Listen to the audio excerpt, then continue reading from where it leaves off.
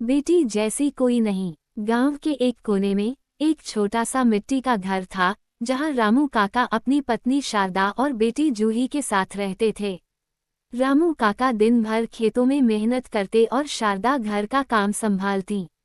जूही उनकी इकलौती संतान थी, सीधी सादी लेकिन समझदार और बहादुर। जूही पढ़ाई में बहुत होशियार थी। हर रोज 2 किलोमीटर पैदल चलकर स्कूल जाती और गांव के बच्चों को भी पढ़ाती। गांव के बुजुर्ग कहते, इस लड़की में तो कुछ खास है। रामू काका बहुत गरीब थे, लेकिन उन्होंने कभी जूही की पढ़ाई में रुकावट नहीं आने दी। वो कहते, बेटी ही हमारे घर का भविष्य है। अगर उसे पंख मिले तो वह आकाश को भी छू सकती है। बाढ़ का कहर। एक दिन आसमान में काले बादल छा गए। लगातार बारिश होने लगी। गांव के लोग पहले तो इसे आम बरसात समझते रहे, लेकिन जल्द ही सबको समझ में आ गया कि ये कोई आम बारिश नहीं थी। नदी का पानी उफनकर गांव में घुसने लगा। खेत डूब गए, रास्ते गायब हो गए और घरों में पानी भरने लगा। हर तरफ अफरा तफरी मच गई। लोग घबराए हुए थे, लेकिन जूही ने घबराने की बजाय हिम्मत दिखाई।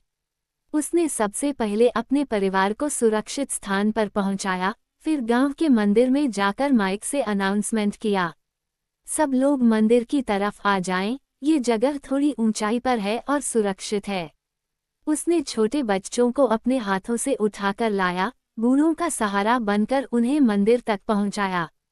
कुछ लोग उसे मना कर रहे थे, बेटी तू क्यों खतरा ले रही है?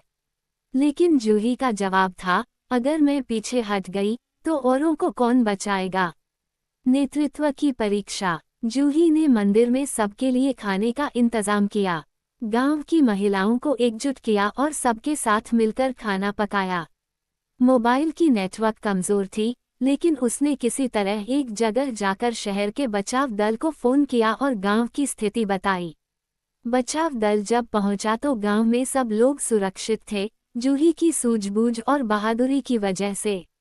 जब जिला अधिकारी आए और लोगों से पूछा कि किसने उन्हें सुरक्षित रखा, तो सबकी जुबान पर एक ही नाम था, जूही। सम्मान और सीख। जिला कलेक्टर ने जूही को गांव के सामने सम्मानित किया। उन्होंने कहा, हमने कई गांव देखे हैं, लेकिन ऐसा साहस पहली बार एक बेटी में देखा है। आज जूही ने साबित कर दिया कि बेटी सिर्फ घर की इज्जत नहीं होती, बल्कि पूरे समाज की रीढ़ होती है। उस दिन के बाद गांव के हर घर में बेटियों को नई नज़र से देखा जाने लगा। लोग बेटियों को स्कूल भेजने लगे और रामू काका की आंखों में गर्व के आंसू थे। सीख। ग्रेटर देन बेटियां बोझ नहीं होती, बल्कि वो नींव होती हैं, जिस पर समाज का भविष्य खड़ा होता है।